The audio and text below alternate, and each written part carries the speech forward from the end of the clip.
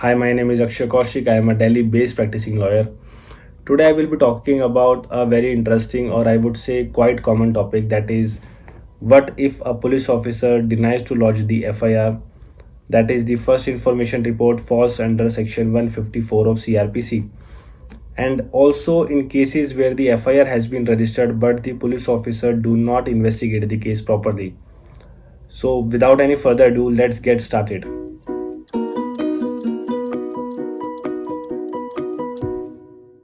Now, suppose you are a complainant in a case, you go to a police station, files a complaint, but instead of lodging the FIR, the police officer tells you that your complaint does not reflect any sort of cognizable offense, so we are not inclined to lodge the FIR. So, first thing you need to understand is what are the cognizable offenses and what are the non-cognizable offenses. Cognizable offenses are those offenses in which police officers do have the absolute power to investigate a case even without the order of the magistrate. And non-cognizable offenses are those offenses in which police officers do not have any such powers. Let me tell you, in IPC, Indian Penal Code, almost 95% of the cases are cognizable offenses and remaining 5% are non-cognizable. For instance, someone has defamed you or someone has insulted you. In that particular case, you cannot register the FIR against the person.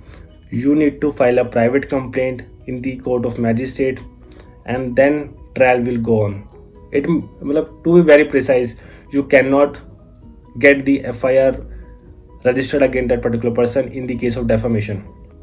Now, coming back to the point, police officer denied to lodge the FIR. Now what you can do is you can address a complaint to the SP and the DCP of the concerned area, that is the superior authority as compared to the SHO. And you will state in that complaint that I have already addressed the complaint to the SHO of the concerned area, but he has not taken any sort of action yet. What DCP and SP can do is they can either investigate the case himself or they can direct the SHO of the concerned area to investigate the case or to register the FIR.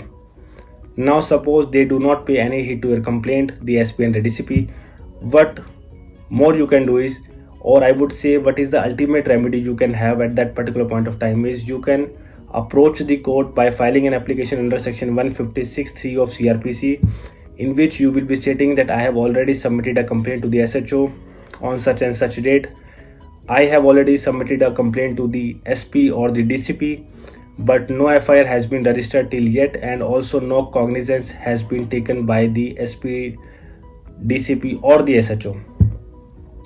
Also, you need to state that what sort of cognizable offense your complaint discloses, so that court shall direct the SHO to register the FIR in your case.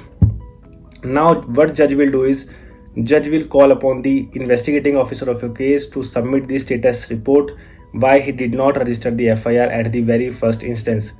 Because there is a very important judgment, that is Lalita Kumari versus State of UP 2013 Supreme Court, in which it was clearly held by the Supreme Court that in every case FIR is a mandate provision. The offense, whether it is cognizable or not, that is a post FIR stage that cannot be decided earlier. So police officer is duty bound to investigate the case initially, and whether the offense is of cognizable one and non-cognizable one, it can be decided later on by the investigating officer after the investigation is completed. Or even if the police officer finds that there is no prima facie case, there is no cognizable offense made out during the investigation, he can even close the case file. Coming back to the point, the judge has ordered the investigation and also direct the SHO to register the FIR. But the police officer, the SHO concerned, is not investigating your case properly. So what you can do at that particular point of time, before giving you a solution, let me share you a story. An incident occurred to me when I was representing my client, the husband, in a matrimonial suit.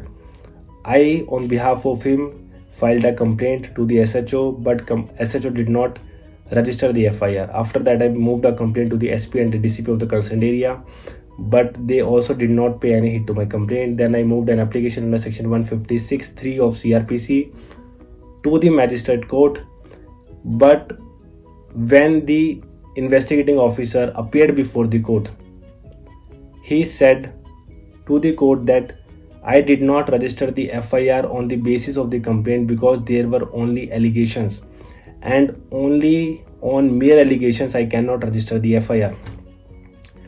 In counter reply to the argument, I simply asked the judge, "My lordship, if my friend did not register the FIR because of the mere allegations of the husband, how did he register the FIR on the mere allegations of the wife against my client?" And after some arguments, the judge had issued directions to the SHO to register the FIR and also to investigate the case.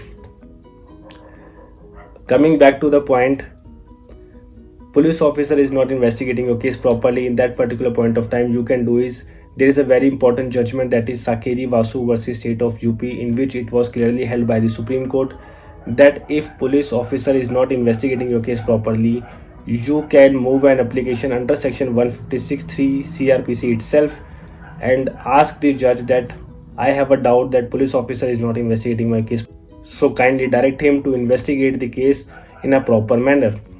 So here judge has the power to monitor the investigation, and I would not say monitoring means he would interfere in the investigation or he would just supervise the investigation. Rather, he has the power to keep an eye upon the investigating officer whether the investigation is going in the right direction or not.